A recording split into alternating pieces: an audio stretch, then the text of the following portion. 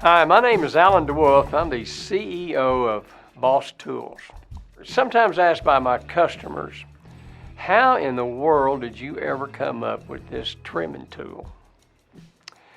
And I think it's an interesting story myself, and I wanted to take the opportunity to share that with you today. We're out here doing some video work on some other things, and I told them, I said, listen, I want to tell this story. I think people would be interested in learning about it. And what makes this tool successful and does what it does is two things. It's the design of that grinder that I use and that chainsaw disc. Now, I didn't invent this tool, but I did find a tool that was similar, and it allowed me to look at that tool in a different way, to use it for a different purpose. It was being used for wood carving. And I looked at that tool and I said, I wonder if I could use that on an animal's hoof. And we tried it, and we saw that, we could do that. We thought it would work. So we spent time doing our research, doing a lot of development, learning what we had to change about that tool that would allow that tool to stand up to the rigors of hoof trimming.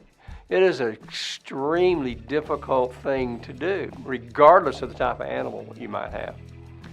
But I watched and I learned, and now we tested and whatnot. And we finally came up with a grinder that we call Hoof Boss that is tough enough to stand up to the rigors of hoof trimming. So the first ingredient to the success of this tool is that grinder.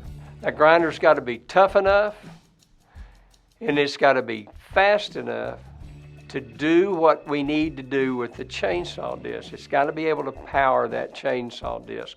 So it's a combination of the two. And the good news, I've got a new motor that I'm putting in that tool.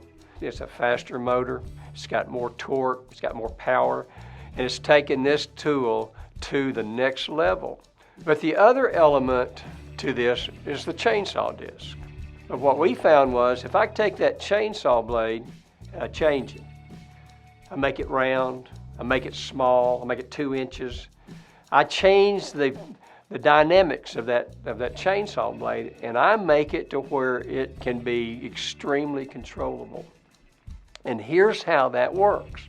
The cutter tooth is the thing that makes all of this stuff work. We developed a tooth that could cut the density of a hoof.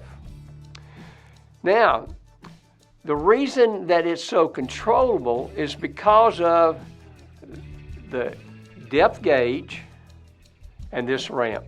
Because of the round tooth only allows this tooth to cut a depth of 1 millimeter when it makes a pass. That's if it's engaged. What we have found was the reason this thing is so controllable is that because of the speed that this chain is turning, which is now going to be 15,000 RPMs, what's happening is that every time that little depth gauge hits, it makes that tooth bounce.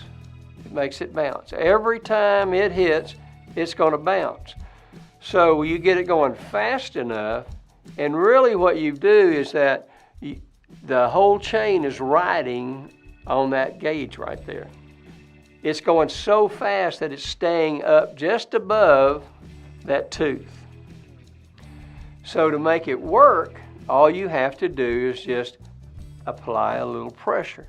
You're going to get it out of that circular motion where it's not wanting to make contact, and you can push on that just ever so slightly to make it engage. And so what that means is that you now have the confidence to know that that chain disc is not trying to take control of the tool. It's not going to cut if you don't put some pressure on it. If on a regular chainsaw blade, you put it on a log, it's designed to cut. It's going to cut hard. Not so with a chain disc. it doesn't want to engage until you put a little bit of pressure on that blade. So it's the combination of those two things. When you're learning how to use this tool, first you have to acknowledge what we call the touch. Okay? In other words, where you can actually take that tool and you turn it on and you touch something with it and you realize, wow, that tool is not going anywhere. It's not going to cut anything. I can put that on there, I can lay it on a surface, and it's just going to sit there and roll. It's not going to cut, it's just going to bounce for a while. So we call that the touch. You understand that you've got that control. As soon as you let loose of the pressure, if you're trimming, it's going to quit cutting. It's going to quit cutting. The second thing that you're going to have to develop is the style. Because not only now do you have a blade that is extremely controllable, now you can get a lot of different options on how that blade's going to cut. So what you're really doing is that as you begin to use the tool and you go through the little bit of learning that you're going to have to go through, you're really kind of saying, well, if I do that blade's going to do this, and the result on that hoof is going to be this. So you're really learning how you're going to move it around. And you have to understand that when you use this blade, because of the fact that it is so easy to use, everything is a flicking motion. You're not actually trimming this hoof. You're sculpting that hoof. And that's the secret. You're looking for the conformation, right? What you're trying to do is remove the material that's on that hoof that don't belong. And you're using a rasp and you're using a hoof knife and you're using a pair of nippers to remove that material. And that's what my tool does. It removes material. So you're going to be able to remove that material looking for that conformation because you're doing it by sight with your hand tools. That hoof knife don't have a depth gauge on it, so you're doing it by sight. You're doing it by experience. Same thing with this tool. Only difference is this tool will get you there quicker. It's easier to use. What we find is that our people who are using the tool start from the inside. They'll start at the frog. They work that sole area. They get that sole down to where they're looking for, what they're looking for. And as they do that, they just keep going to the outside wall, just kind of floating that tool all the way around, sculpting that thing where it all looks nice and even. And by the time they get through, they don't need a pair of nippers to finish the job. They've already taken that outside wall.